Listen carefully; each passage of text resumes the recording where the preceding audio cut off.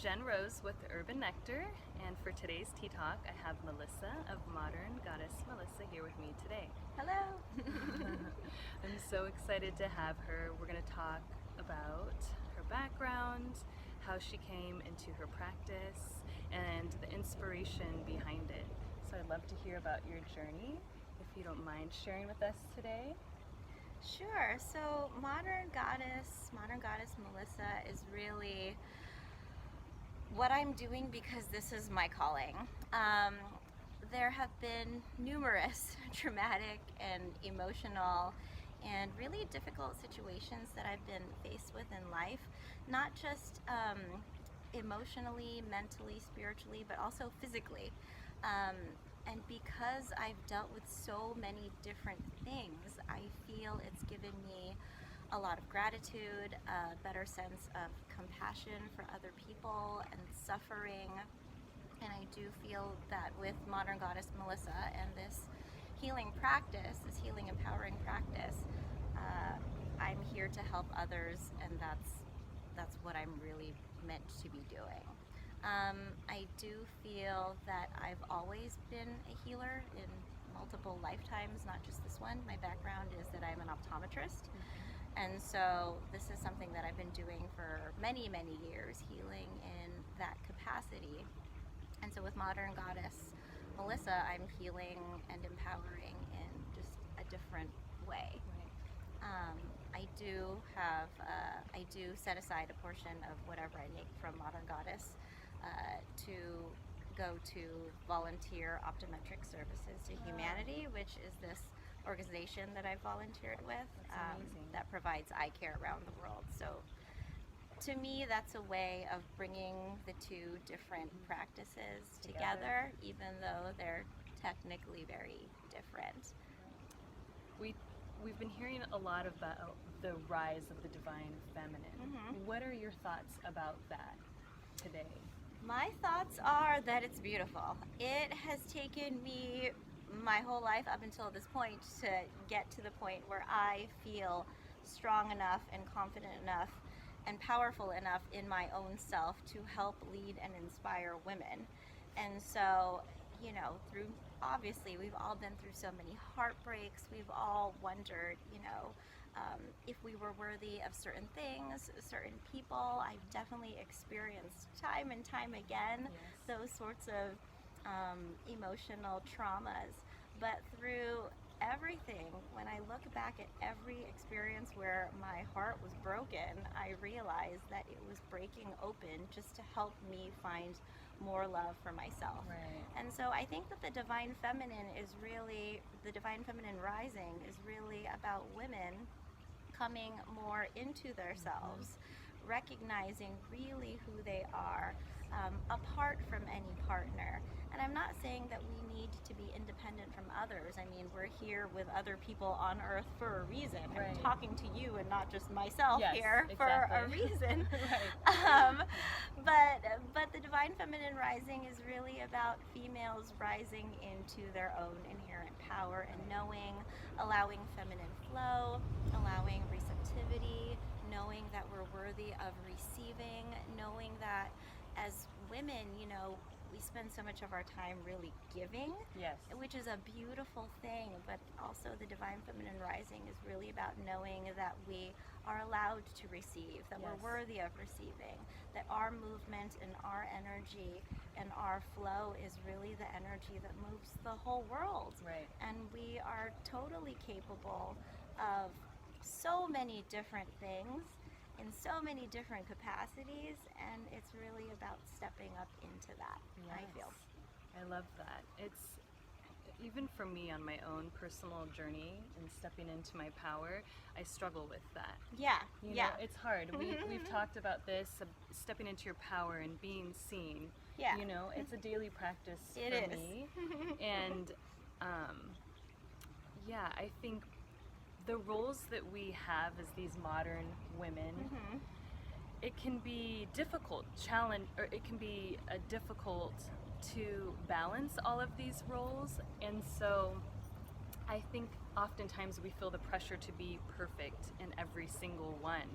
And I struggle with that, you know, as a mother, as a businesswoman, as a partner, as so many other roles, you know, mentally that can be challenging for me.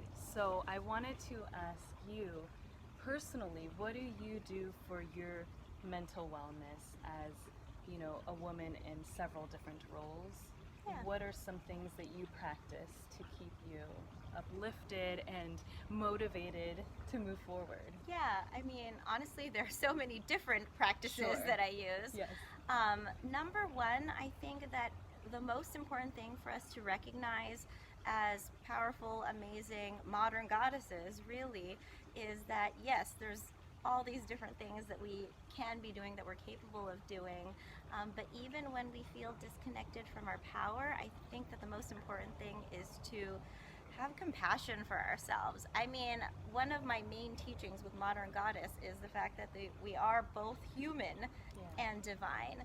And there's so much beauty even in our humanity, you know, us faltering or doubting ourselves or wondering if we're going the right path. I think that's perfectly fine. I mean, we're all in different stages of evolution on this journey, and I don't think there's anything wrong with sometimes feeling like you're not fully in your full power. Because, I mean, I struggle with that sometimes too. Yeah, we were just talking about this before we got on the camera.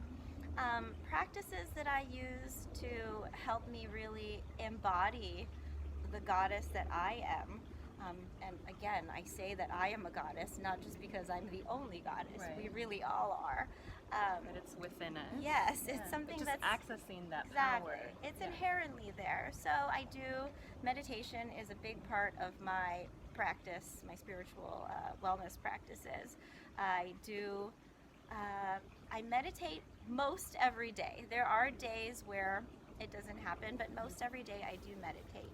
And for me, meditation, I often don't do it for any particular purpose. I just do it to allow myself to center and to ground and reconnect with source energy, which is really connection with myself.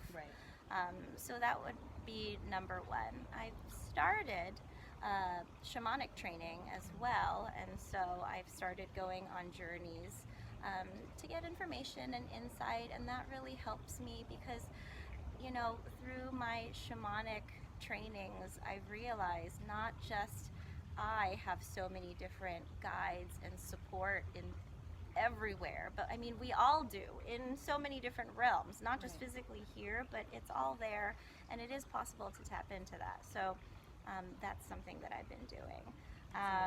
In terms of wellness practices in general, I actually love exercise. I'm a registered yoga teacher. I haven't been teaching yoga per se, but I mean, I do love it. I love weights. I love the gym. Yeah, anytime I feel disconnected, I just literally do whatever I feel in my heart is what is best for me at that time. I don't believe in specific rules. I think that everybody is different. Hi, Luna.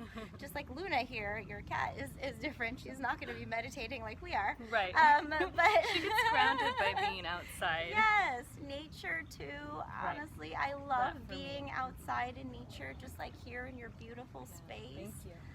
I love hiking with my little dog. She can't actually hike. I carry her all the time. Oh, really? Do you like a little carrier for her? No, I just carry her. It ends up being like a bicep workout because I kind of carry her like a football, like this. Right. But get her a little one of those like baby slings. Yes, I actually have been looking that up and thinking about getting her a sling. Very good dog.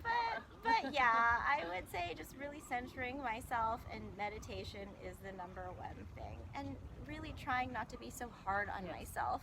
Even though I feel my role is to really help heal and empower women, I falter too, just like I mentioned earlier.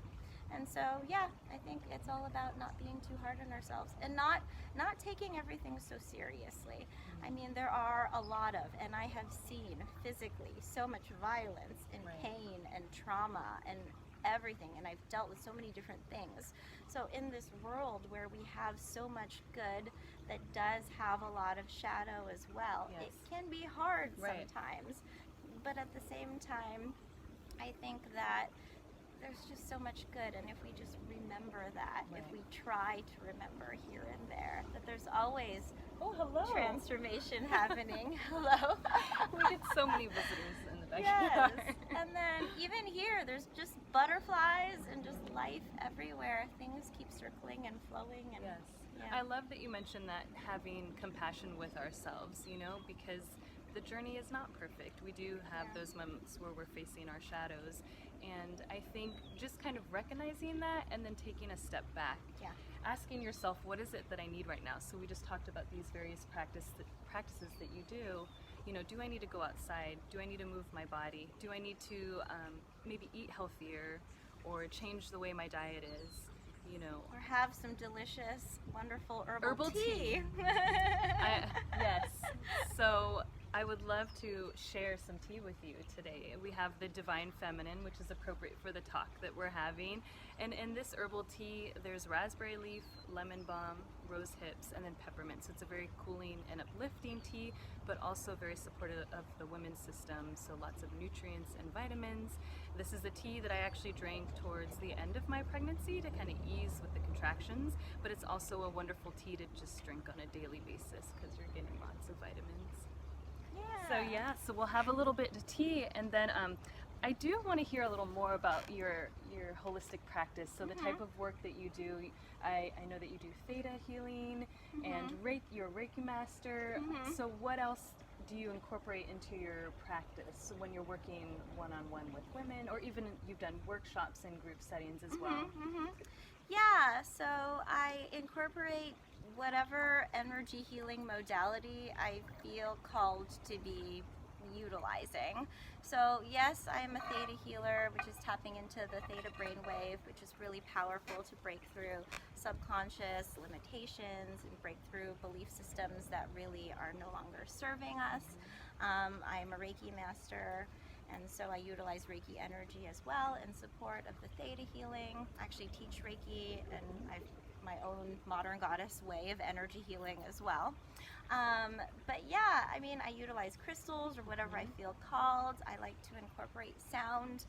I do feel that I was given a certain voice for a reason, and sound and my voice, I feel, are actually the number one ways that I have been, the number one gifts that I have been given in order to help uplift and heal. And so, yeah, everybody's session is slightly different. In the beginning, we talk about whatever you may be going through. We chat, it's a very comfortable setting, and then I literally will just tap in and move energy in the way I feel called for you, for whoever it is that I'm working with. So, yeah. Yeah, things become stagnant within our bodies, and especially because we're such busy people,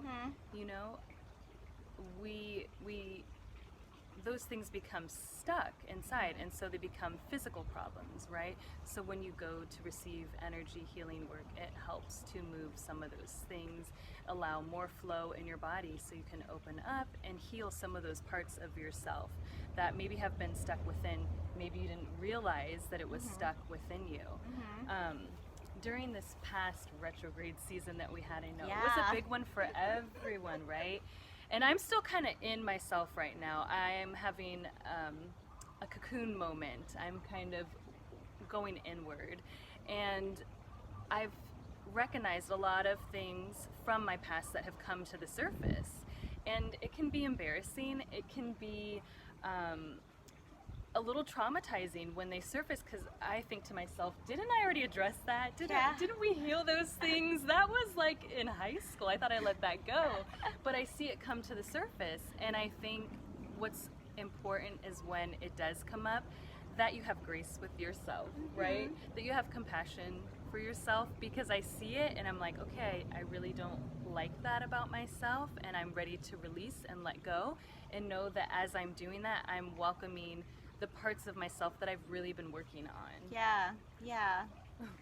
But this retrograde season, it was a hard one. Yes. I feel like I saw a lot of pieces from my past that really surfaced, and I had these discussions with my partner, like, I think I'm just experiencing some stuff from the past, and I'm really sorry about my behavior or the way that I said that, and I think that is part of what is healing for me, just recognizing it in the moment and then letting it go. Yeah, because I do think it's important to recognize it and allow ourselves to feel feelings. Right. I mean, I think that when we always put a sugar coating on everything and don't allow ourselves to really go deep, then that's when it actually gets really stuck and stagnant and festering in our bodies even.